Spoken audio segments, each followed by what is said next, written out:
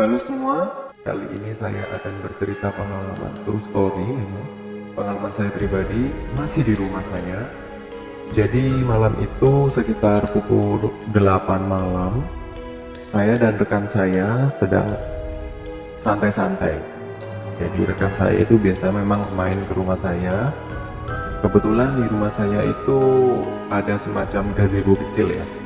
Gazebo kecil, gazebo mini yang memang diperuntukkan untuk kita santai-santai atau sekedar ngobrol dengan teman.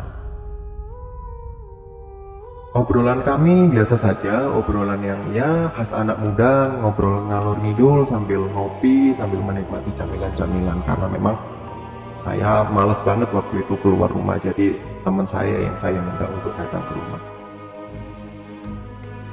Singkat cerita, setelah kami ngobrol ngalor ngidul, itu sekitar jam 11.30, hampir 11.30 lebih, hampir jam 12 malam, hampir tengah malam. Tiba-tiba rekan saya menyeletuk begini, "Kalau sepi kayak gini ada hantunya nggak ya?" Dia bilang seperti itu. Lalu saya langsung menanggapi, "Ah ya nggak mungkin, mana ada. Mungkin saya tanya kali yang takut sama kamu." Oh iya teman-teman, saya menceritakan dalam bahasa Indonesia ya, karena memang kalau saya kumpul sama teman-teman saya pasti menggunakan bahasa Jawa, tapi agar teman-teman lebih enak mendengarnya, saya translatekan ke bahasa Indonesia saja. Lalu kemudian dia bertanya lagi kepada saya, "Kalau misalkan saya pengen tahu di sini ada hantunya gimana ya?" Lalu saya menjawab, "Coba lempar aja batu ke pojokan rumah, siapa tahu ada yang nongol." Padahal saya juga nggak tahu apa yang akan terjadi. Saya asal nyeletuk aja waktu itu. Awalnya teman saya ragu, apa iya apa yang dikatakan Adit apa benar. Memang saya asal nyeletuk aja waktu itu.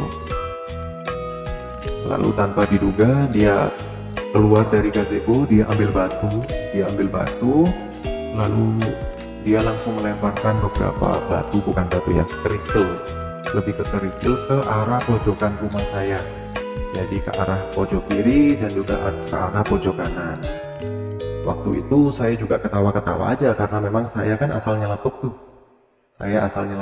Saya memang nggak tahu apa yang akan terjadi bila mana teman saya itu melemparkan batunya, saya asal nyebut aja. Lalu lemparin aja batu ke pojokan rumah.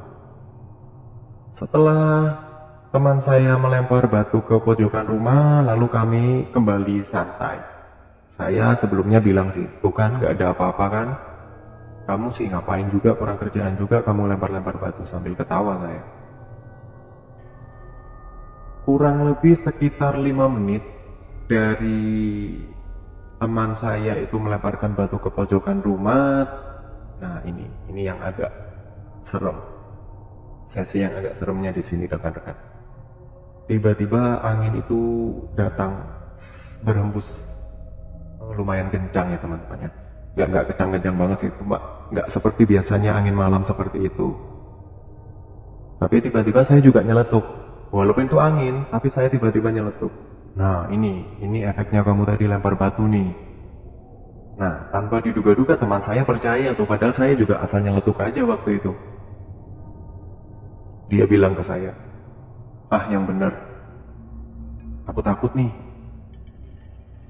Terus saya jawab juga, "Ngapain kamu yang melempar, ngapain kamu yang takut, kan kamu penasaran. Kalau penasaran ya udah diterima aja konsekuensinya."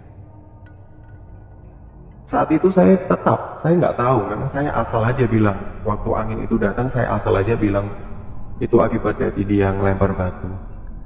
Memang sih anginnya agak sedikit aneh karena kalau bisa saya ceritakan, angin itu seperti datangnya pelan-pelan, nggak kayak angin-angin yang biasanya itu angin langsung brrr gitu, enggak. Jadi ini anginnya datang pelan-pelan ke arah kami, ke arah dalam gazebo, karena memang gazebonya itu saat itu terbuka ya. Jadi memang angin itu sangat terasa sekali, tapi pelan-pelan. Maksudnya pelan-pelan sampai kita dingin, sama-sama kedinginan. Lalu selang beberapa saat kemudian, aroma wangi tercium oleh hidung kami berdua. Tidak dari salah satu kami, tapi dari kita semua mencium. seperti bau bunga sedap malam, tapi bukan bau bunga sedap malam, wangi, pokoknya wangi seperti kembang kuburan. Nah, saat itu rekan saya langsung bilang, yang bener ini nih, wah parah.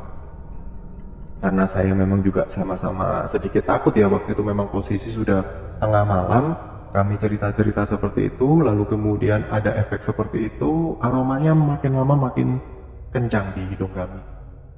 Aromanya makin kencang, lalu kemudian saya bilang ke teman saya, wah apa benar ya? Yuk masuk rumah saja. Saya bilang gitu ke rekan saya. Rekan saya pada waktu itu, saya tahu rekan saya waktu itu memang sama-sama takut. Kita sama-sama takut, tapi karena memang dia dari awal memang penasaran, mungkin dia ingin mencoba adrenalin yang lebih oke lagi. Jadi kami memutuskan untuk stay di gazebo beberapa saat. Tetap wangi itu tidak pergi, jadi masih tetap, bahkan makin lama makin tercium kuat. Padahal di daerah rumah saya atau di sekitar rumah saya tidak ada yang menanam pohon atau tanaman sedap malam atau bunga-bunga sejenisnya yang bisa mengeluarkan aroma seperti itu. Lalu kemudian saya tetap mengajak teman saya, ayo sudah jangan ditantang, ayo kita masuk.